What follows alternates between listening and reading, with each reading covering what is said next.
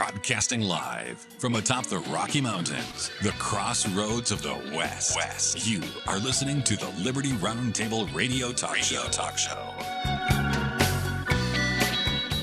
Back with you live, ladies and gentlemen. Sam Bushman, Eldon Stahl. We've also got Pete Sepp with us now, president of the National Taxpayers Union, NTU.org. They're the voice of America's taxpayers, ladies and gentlemen. Yes, indeed, mobilizing officials and citizens to work together for appropriate tax reform. Nobody minds paying their fair share of taxes. Let's just make sure it's a fair share. NTU.org. Pete Sepp, welcome back, sir. All right, I want to talk about this headline. It says the Bureau of Labor Statistics released its September jobs report, and they say it's after the longest shutdown in history, and that's the reason why. I don't buy that for a second, but there you go. They say the report indicates that U.S. employers added 119,000 jobs in September, and the unemployment rate increased from 4.3 to 4.4%. And they say job revisions for July and August subtracted a total of 33,000 jobs. And then they've got a report from Challenger, Gray, and Christmas, noted that more than 150,000 jobs were cut in October. Anyway, it goes on.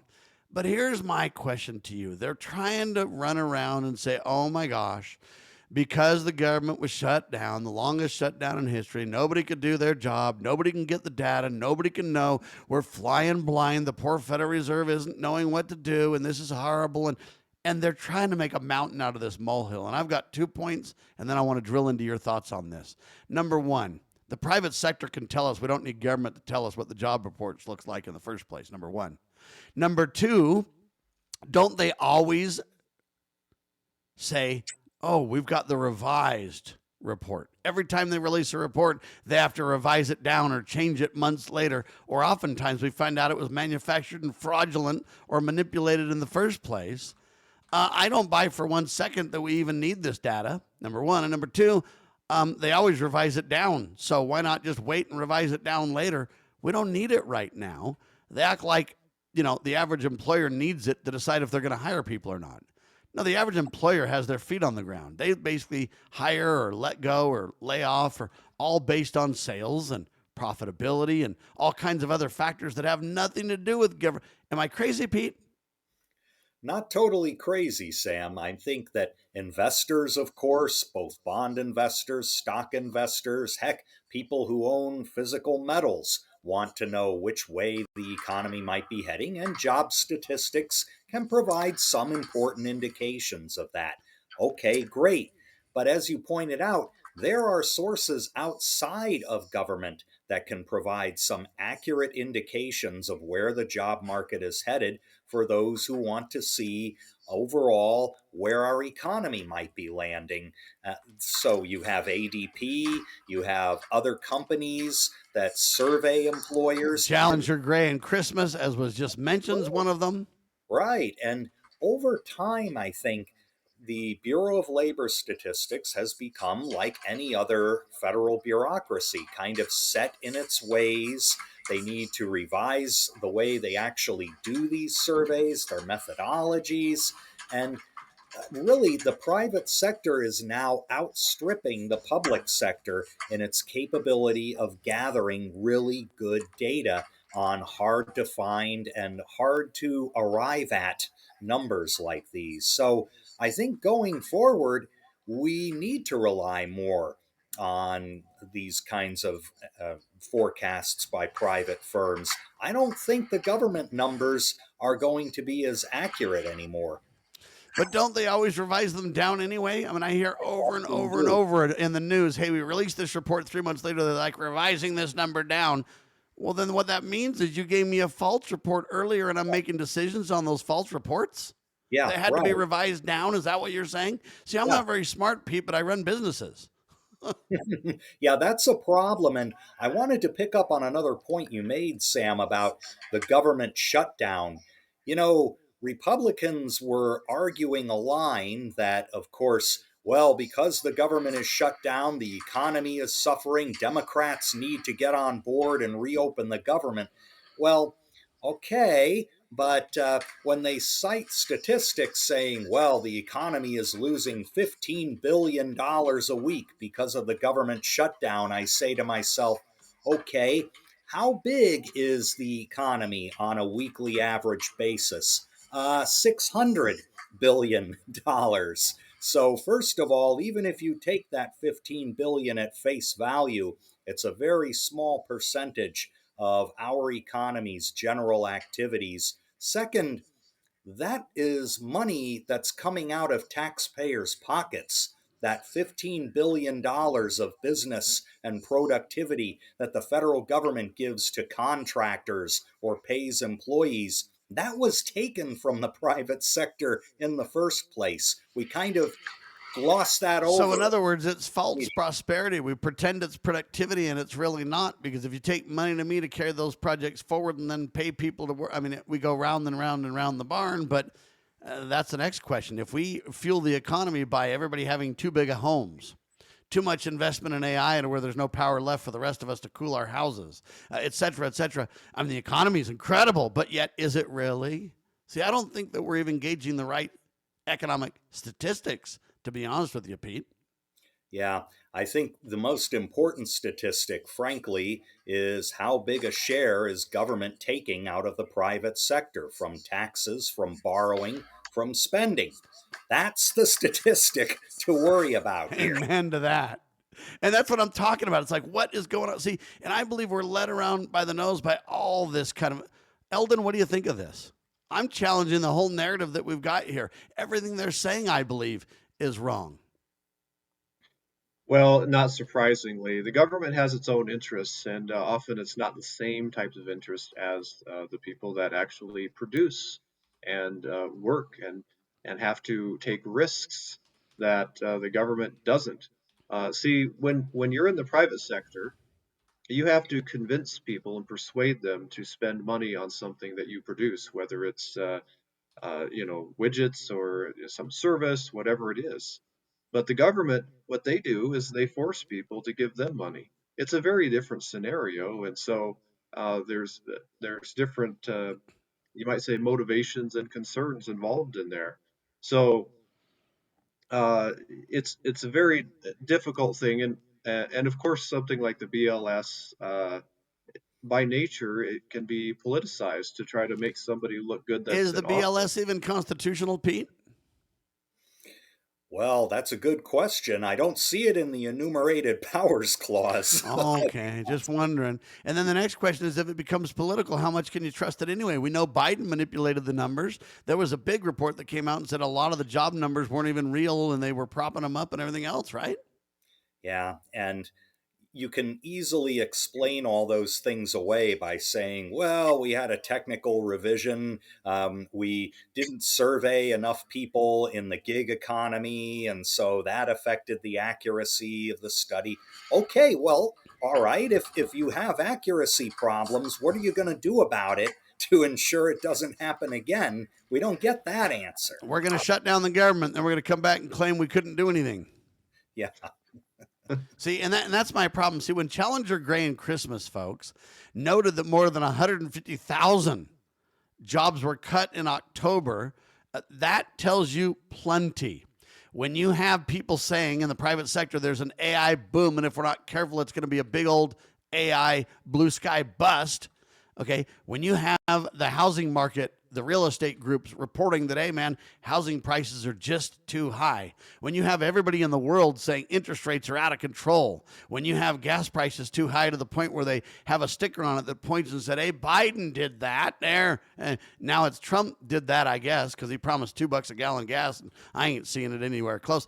Americans have enough indicators all around them. When you go and buy steak, how much does it cost? How much did it cost you 2 years ago, or whatever the case may be? Americans can see the writing on the wall 66 ways from Sunday. We don't need some government to tell me the economy is doing great if you're Donald and horrible if you're Donald's enemy. What good does that do me, Pete? Yeah, and this is the problem when politicians of both parties start making claims about what they can do to help the economy.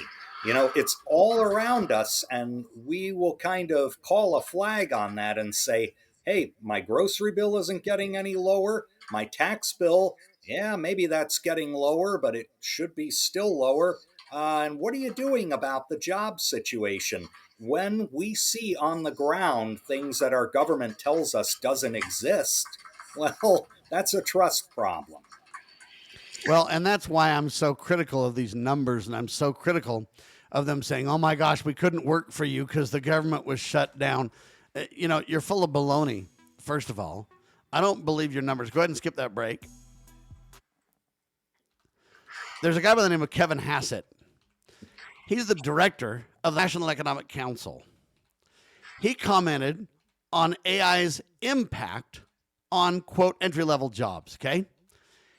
He was on an interview with CNBC, by the way, and he noted a, quote, quiet time is what he called it, a quiet time in the labor market due to increased worker productivity from AI, and it affects entry level jobs.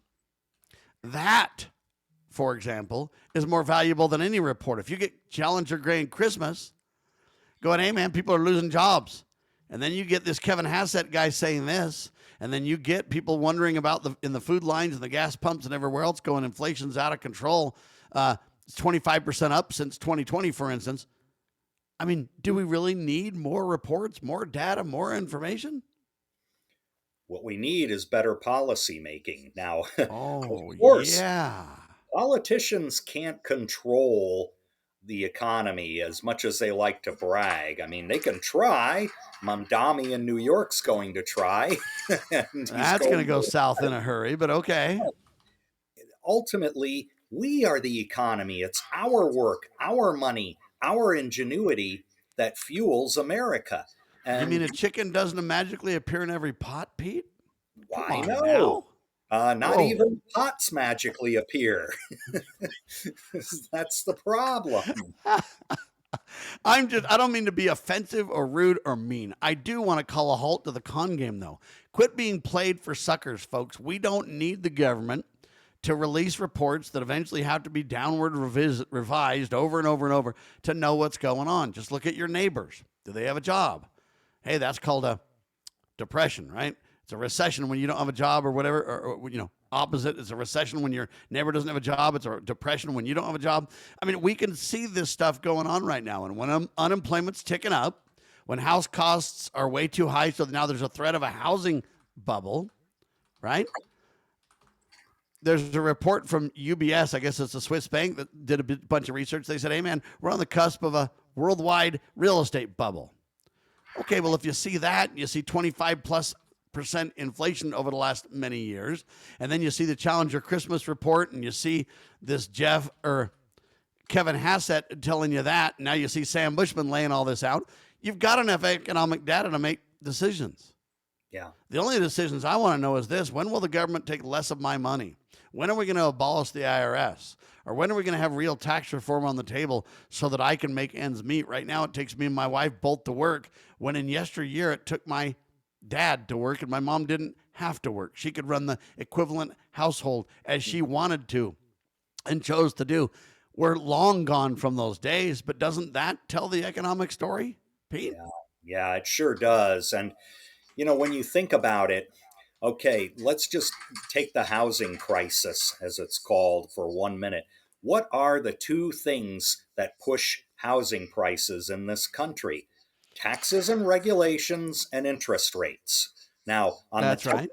on the taxes part, we uncovered some research and we gave this to the Consumer Financial Protection Bureau when they were holding a public comment period last year about what are the things driving housing costs. 44% of a typical mortgage closing on average is going to taxes. Property tax, transfer tax, document stamps, all the stuff the government requires of you before you can even take the keys to your house. And interest rates? Hey, here's a solution.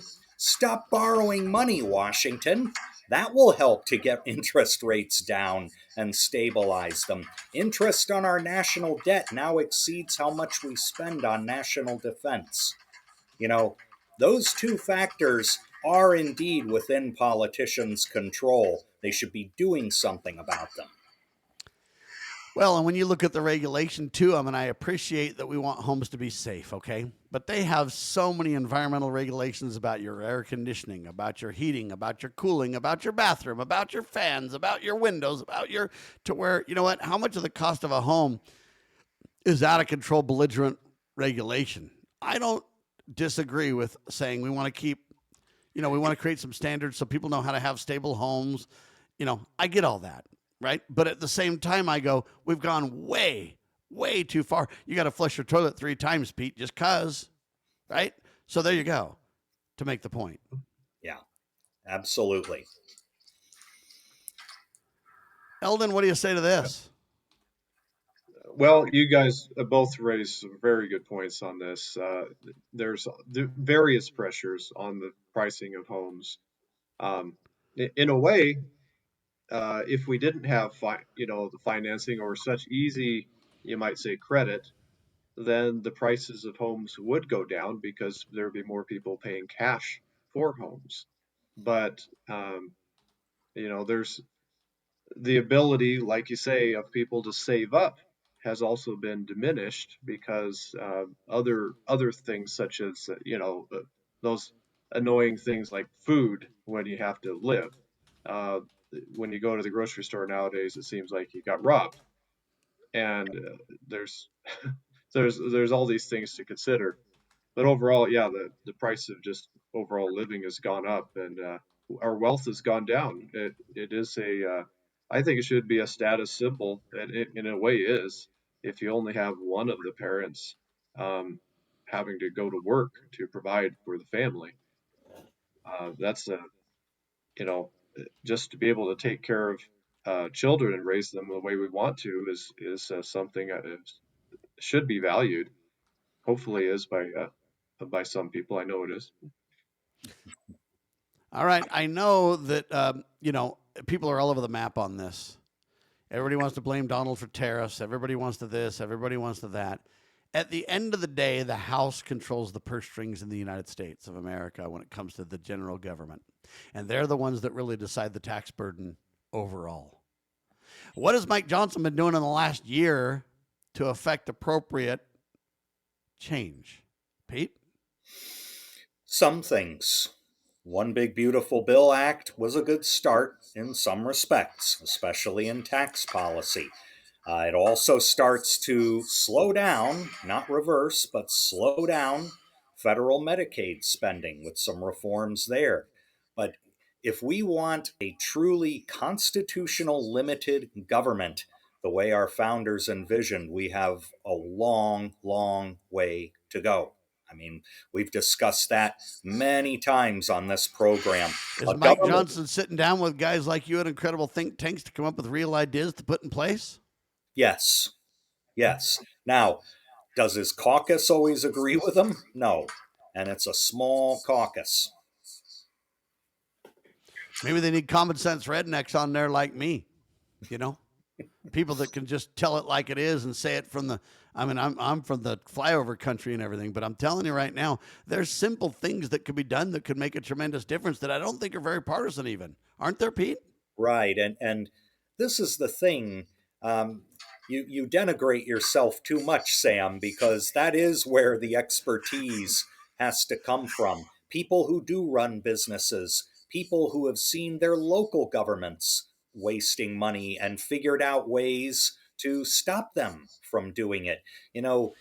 They do say all politics is local. I'm not sure all policy is local, but I don't think Washington is learning enough from local policy. I mean, there is still at the local level and the state level an amount of fiscal discipline that's just totally absent from the federal level. There are the way they wrote their constitutions or their city or county charters, that helps. But there is also a moral understanding that borrowing is something you do very, very sparingly. That doesn't exist in Washington, D.C. right now. Tragic, but true. One of the big reasons housing prices are so expensive west of the Mississippi is primarily because the government owns all the land or controls all the land, unconstitutionally, I might add. But in Utah, I don't know how to figure it out, but it's like 60, 70, 80% of the land is literally controlled by the feds and the people are locked out. Well, no wonder if we're all fighting over a postage stamp, you wonder why prices are so high, Pete. It seems to me that what they ought to do is create a homesteading and get the land out of the federal government hands and let Americans live on the land. And I mean, what kind of a difference would that make all over the country too? Yeah, a huge difference, and a far better difference, I think, than saying, well, we're going to impose caps on rent like the incoming mayor Mamdani wants to do. I mean, New Oh York boy. already has rent control laws. Wait till you see what he does with them. And, it's the same thing with so many housing affordability programs. It's take more money from taxpayers, give it to somebody else, put it in their pocket. And of course, the home builders and the realtors are saying, we could do all of this a lot cheaper if you just get out of the way. But the system is all too willing to take more of other people's money and shovel it into housing. And ironically, that makes it more expensive. It's like student loans the same way. The very existence of the federal aid makes the college more expensive. Yeah, if you don't have to work for it, if everybody can get one, it's not very precious anymore. That's the reality of supply and demand. It's called the free market, people. And when it's violated, the consequences are always, every time disastrous. What about this $2,000 check Donald wants to give everybody? Hey, it's I don't know what you want to call it, a tariff dividend or something like that. I'm against it because I'd rather just have them get rid of the IRS than give me a $2,000 measly check. What do you say, Pete? Yeah, you kind of wonder about that, Sam. I mean, if we wanted to get back to a system that raised what the federal government truly constitutionally needs without an income tax, aren't you just perpetuating it if you provide the tariff relief without getting rid of the income tax? I mean, that's an important question to ask. Could this government run solely on, say, tariffs and excises? Well, it could. It would take a whole lot of. Well, it'd be very easy if we just appropriated money for constitutional provisions and nothing more. It could work. Without it, if you're going to spend this into oblivion, it'll never work. Yeah, what we would have to get is consensus that the enumerated powers are the thing that we are going to fund. That's it. And that's going to be. I get that we could sunset other things so we don't crash the plane temporarily to wind out of things. I support that too. Yeah, and that would probably be necessary. I think I can count on one hand the number of lawmakers who would immediately want to return to that kind of constitutionally driven system. It'd take a lot. Can you give me the best thing out of Washington? Because everything I see is negative. Can you give me something positive, something awesome out of Washington, Pete? Oh, sure. Our no-brainers list. We are publishing once again for the 15th time 10 bills that Congress can pass right now to improve the lot of taxpayers that are bipartisan, have either passed one chamber already or are getting out of committee, and they are doable. They are easy. In fact, a couple of them have passed in the middle of our putting together the list. One is going to improve the content of IRS notices. As long as we have an IRS, we should at least be able to understand what the heck they're saying when they send us a notice. Yeah, the only thing I think they're saying when they contact me is you're going to jail unless you do whatever we tell you to do, Sam. Right or wrong, good or bad, moral or not, legal or not, doesn't matter. You don't do it, buddy, you're going to jail. That's the only thing they say to me. At least it feels like that, ladies and gentlemen. Pete Sepp with us. He brings common sense to appropriate taxation. We do believe in paying our fair share. Let's just use the National Taxpayers Union, NTU.org, to make sure it's our fair share. Pete, thank you, my friend. We'll have you back soon. Take care. Godspeed. He does a phenomenal job every time. NTU.org. They have support systems all up and down the line. Local all the way up to the general government and beyond. Spread the word. National Taxpayers Union, NTU.org. It's as close to the perfect union as you can get. All right, Eldon Stahl and Sam Bushman continue in seconds. You're watching Liberty RoundTable Live. All right, back with you live. It's Eldon Stahl and Sam Bushman. It's a con, folks. What am I talking about? The con. But you know what? People are realizing it's a con, Eldon. Yeah, that's right. Actually, yesterday, Sam, Massachusetts legislature rescinded all of its applications for an Article 5 constitutional convention. And That's that brings the total. huge. It is. And for several reasons, of course, we don't want to open up the U.S. Constitution for revision. At least anyone that values the Constitution in this environment would say, yeah, that's really a bad idea. But the other side of that is also this brings it to 17 states, which is a key number of states that currently have no applications on file uh, for a constitutional convention. So only 33 states have some form of application for a convention. Now you need 34 states to trigger a convention. So uh, one of the reasons that this has happened is that the people that have been pushing in the last, say, 15 years for a convention, their movement has really slowed down. For many years, they said, well, we can just limit it to a certain subject. And if we have similar applications on, say, a balanced budget amendment, um, proposing a balanced budget amendment, then we just total those up and that'll trigger convention. We need 34 of those types of applications.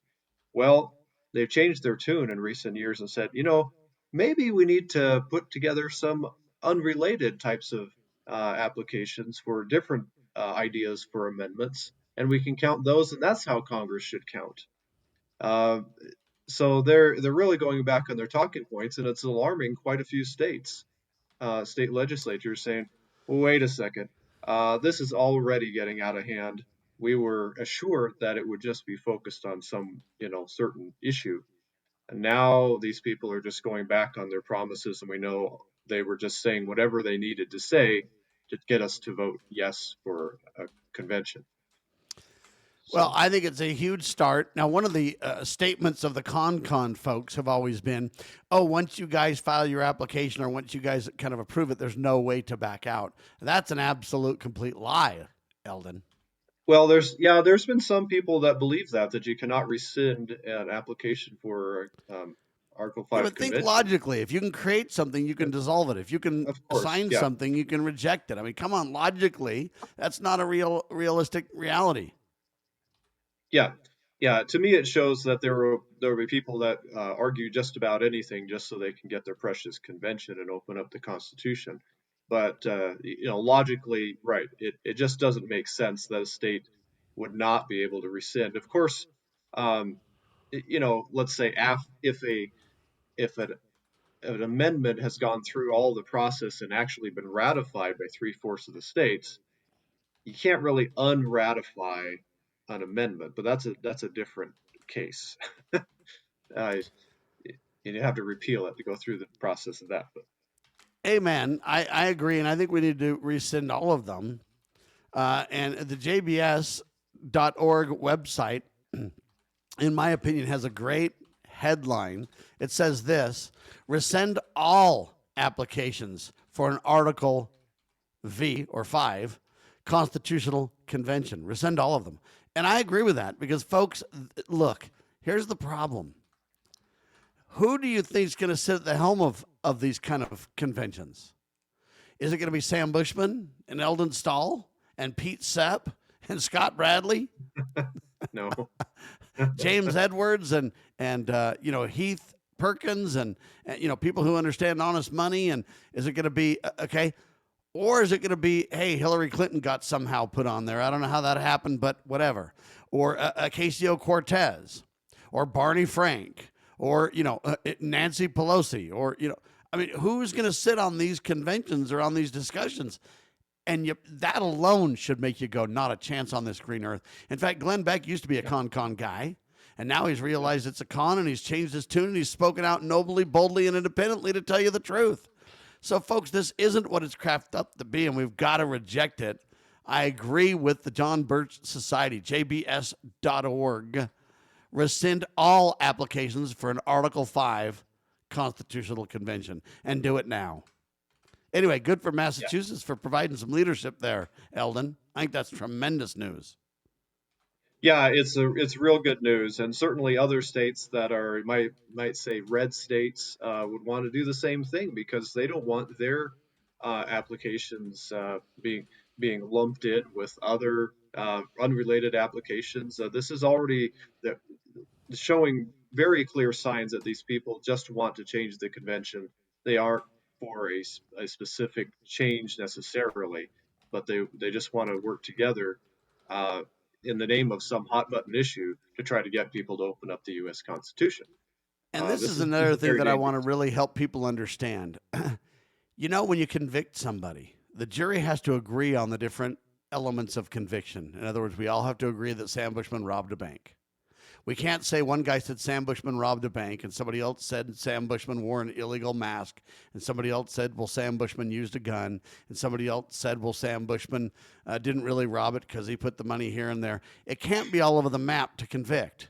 Well, in some recent court cases, they've tried to change and create a court case precedent that said, hey, we don't even have to agree on the items as long as we agree that, this person needs to be prosecuted. Okay, well, the same thing is true for a constitutional convention is why I'm bringing this up. You can't have all 50 states go, I want a con because, this reporter's ugly, says Donald. Sam says, I want a con because taxes are out of control. We got to shut down the IRS. Somebody else says, I want to balance the budget. Somebody else says, I think that we need to have gun-free zones everywhere in the country. Somebody else says, I think that we ought to have transgender surgeries, the law of the nation. And now we want a constitutional convention to discuss all these things. You can't just have these random all over the map discussions, or what would a con even focus on and do? And see, that's another worry that we need to be very, very cognizant of. What if somebody else says, I just think we need a con to jettison the Constitution? It doesn't work. Somebody else says, no, I think we need to replace it with a new one. Somebody else says, I think we ought to go back to the old one. Somebody else says, well, I think it ought to be interpreted as a static document, no change. Somebody else says, I think it's living and breathing, baby.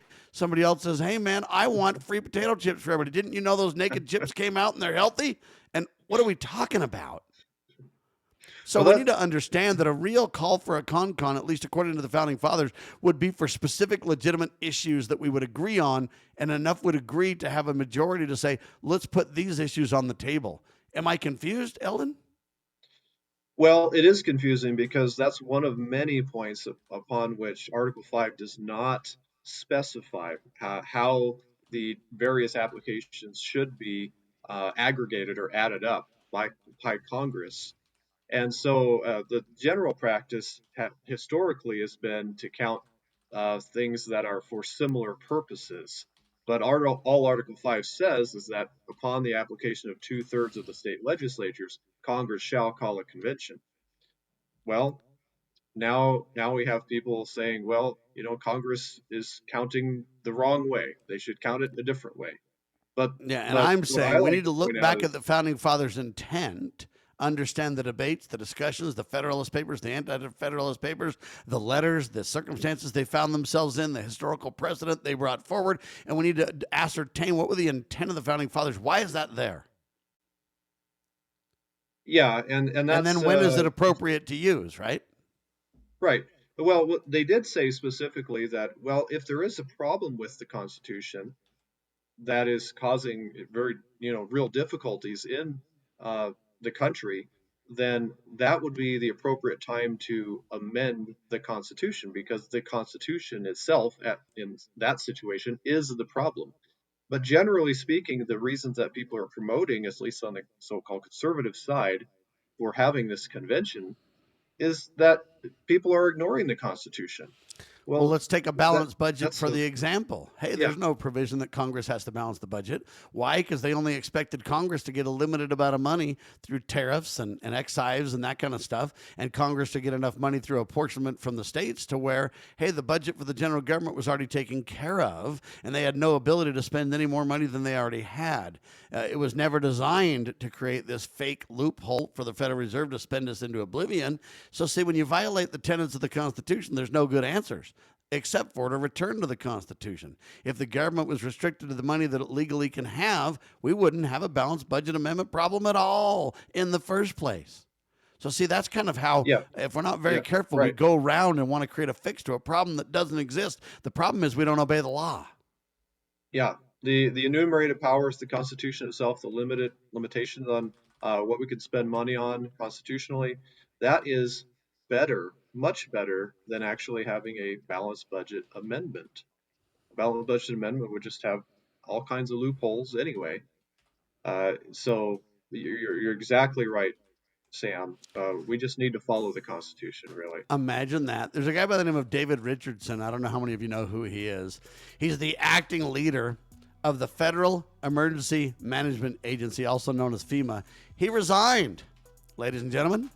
His departure marks yet another high level exit from an agency already grappling with internal problems, upheaval, questions of competence, and the debate on how they ought to even handle emergencies. We'll talk about it.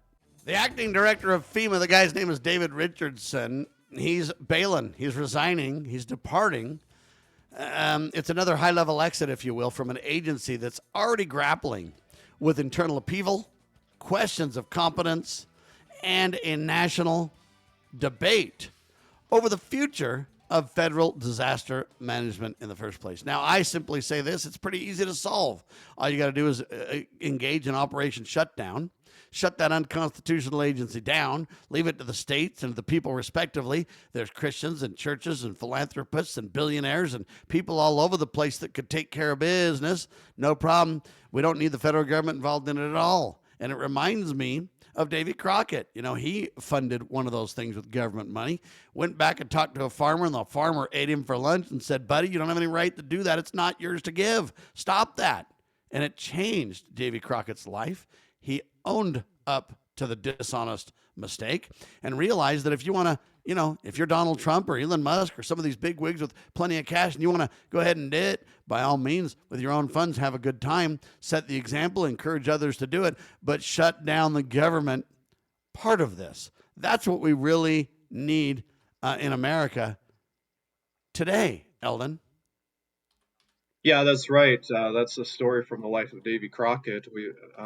I would encourage people to read that. You could read it for free if you want it in pamphlet form. I guess you can go to shopjbs.org. But um, Hold on, that, yeah, shopjbs.org, ladies and gentlemen. shopjbs.org. It's Go just, ahead, I sir. think it's called "Not Yours to Give" is what they titled it Imagine now. that. But yeah, um, but Great stuff, people. yeah, And I think we need more of it. Eldon, we need to realize that's what needs to happen. These problems we face are very simple if you obey the, you know, the rules of short moral story. law. It is a short story, easy to understand, easy to deal with. Here's the part of the problem, though. A new survey reveals now that about 13% of the American adults are currently using GLP-1 drugs, like, and I don't even know how to say these names, so bear with me, Ozempic, Wegovy, Zepbound, and Mounjaro or whatever. It was fewer than 7% back in 2023. So in 2 years, it's well over, it's about almost doubled. And as of November 17th, the 18% of adults in America have tried these drugs for weight loss. They're used by a lot of people that have diabetes, heart disease, diagnosed overweight and obese. The cost of these GLP-1 drugs is about $1,000 a month.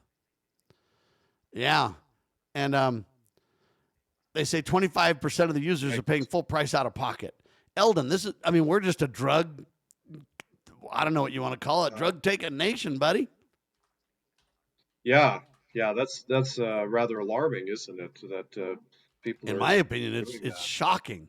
But it also shows Yeah, of the propaganda, though. We don't have a lot of long-term research on these drugs. We don't know what's going to happen. We're going into this blindly. Where's the Food and Drug Administration when you need them? We're going into this sucker blindly, and you've got a massive amount of people at a massive amount of money on these things. Filthy lucre's driving the discredited reality here. yeah, yeah. It's uh, we have, in the United States, there's a lot of people that are suffering from being overweight, obese, all of that, and diabetes. Um, it seems like it's you know, there's certainly some seems credible that people say, well, our diet as affected by the uh, agriculture administration, agriculture department has been greatly affected for the worse. over the years. And so it's just, I don't know that any drug would necessarily overcome that, but it No, addresses the symptoms it's possibly. foolish, ladies and gentlemen. They say the highest uses among individuals age 50 to 64 at 22%. And they highlight a correlation between the rising use of GLP-1 drugs and a decrease in obesity rates. So they're trying to take credit on the back end of this article. To me, this article is very, very scary, to say the least. And we better be very careful because we don't know what the results of these drugs are going to be. I have a feeling it's going to be a health crisis down the road. Write it down. Remember who told you first. All right, the U.S. Postal Service is in the news. And again, remember how I told you that you got statistics all over the place and you don't need the government to roll out statistics on jobs and everything else, and it's not the end of the world if we don't have that information? Here's another proof in the pudding point to make. The U.S. Postal Service announced shipping prices increases to take effect on January 18, 2026. This move, reported by the USPS, falls under its, quote, 10-year transformation plan for financial stability and quality service, they say. According to the release, the increases vary by service. 5.1% for priority mail, express 6%, for parcel 6.6% for priority mail, and 7.8% for U.S. Ground Advantage. Despite these hikes, the USPS service will not increase mailing service prices. The cost of a stamp will stay the same. I don't even know how to respond to this, but here's my point. They wouldn't be doing that, folks, unless inflation's out of control. Okay? And how much did a stamp cost when you were a kid versus how much does a stamp cost today? When I was a kid, a stamp was about 13 cents. In the beginning, a stamp was like, I don't know, 3-5 cents, something like that. Now a stamp's 80 plus cents. And I know they're not announcing an increase at this time, but they're smart. They don't want to increase everything. They've steadily increased the cost of a stamp for a long time, folks. Anyway, they say that they have financial reports that this relates to, and they want to have a controllable loss. But it's a loss increase. So there you go. And they're trying to deal with that loss increase. In other words, greater loss. They say the USPS operates without tax dollars. And it's the sale of things like postage, products and services that they run on. But my question is this. If it's true that they don't take government money when they have a loss, how do they pay for it then, Eldon? Magic. Yeah, there you go. See, it doesn't make any sense to me, folks. The money's got to come from somewhere. If they have massive losses, who covers those? Right. I remember when the forever stamps came out, and it seemed to me like, what you ever been to a kind of a more fancy restaurant and they don't even put the prices on the menu? Yeah, you don't You need know the what that prices, you know buddy. what that should tell you? Run. Yeah, run. Exactly. You're about to get shafted. You're You're about to about get to lose fleeced. your You're about to get shirt. ripped off. Yes, because they don't um, even want it. If they told you the price, you would just walk out, and which you should, in a lot of and, cases. and that's kind of the interesting thing about this that I look at and I say, hey, you can see that the post office is melting down and losing money left and right. You got to kind of ask why, right?